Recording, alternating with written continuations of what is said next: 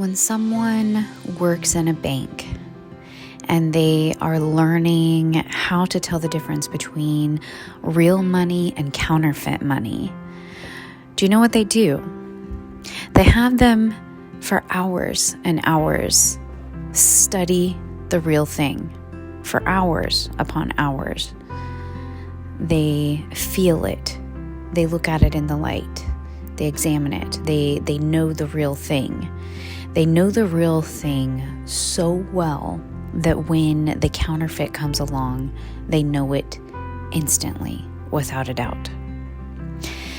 For those that have been caught up in this whirlwind of, is this person that I'm separated from right now, is this person the counterfeit, or is this person the God sent? Is this person the one I'm supposed to be with, or is this the person that is going to derail my calling and my mission? And all you want to do is make sure you make the right decision. All you want to do is know that you're serving God and that you're making the right decision, and so you're torn and you keep asking and you ask for confirmation upon confirmation, and so many confirmations that you just keep asking, and then you feel like it's confirmed, and then you get sideswiped and you think, well, maybe I was wrong and this and that, and go back and forth. Well, what I've learned is that when it's the counterfeit, you question it. When it's the God sent, you just know. It is different. I didn't want to be one of those people, they're like, well, you know when you know. I'm like, what the heck does that even freaking mean? That does no good. And then here I am saying it because it's so crazy when it was this scenario with the counterfeit and this constant questioning. Am I putting up with this for God? Am I doing this because this is what I'm supposed to do? Or am I allowing myself to be distracted by a distraction, by the counterfeit? And when it's fake, it's not equal. You don't pour into each other. It's draining on one side. One person feels like they have to be stronger for the other person constantly, in relationships, we should be able to, lean on each other from time to time. But when you're in a situation where, for example, you try to set a boundary with this person and they annihilate it, and you try to set another boundary and they annihilate it, and you try to be patient, you try to be understanding. But then what if you think about the only reason that you're doing this consistently again and again is because you think that this person is the one you're supposed to be with?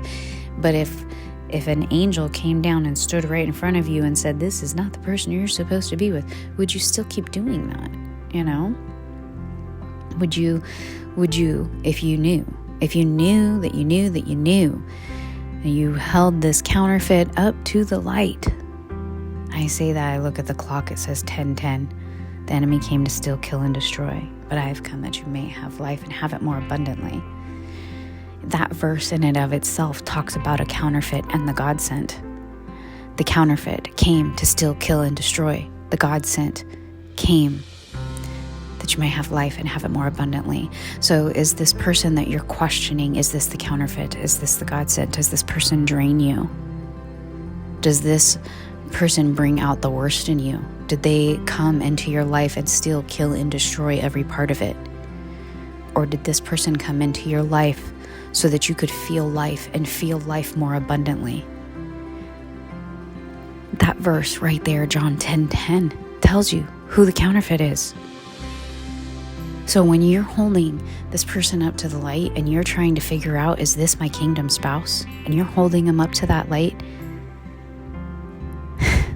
because man, some counterfeits can be good, can't they? For real, like really, really, you think about counterfeit money and it just is mind-boggling almost how good they can get at it.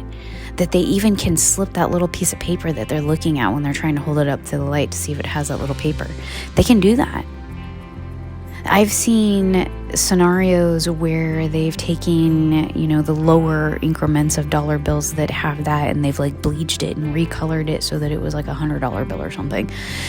And the strip is there, but you don't know that it's not a strip for $100 bill. It's so good. It can fake somebody, like somebody who is so good, who is gifted in as being a seer or prophet, someone who has spiritual discernment, someone who has all of these giftings. With higher levels comes higher devils. Guess what? That includes narcissists.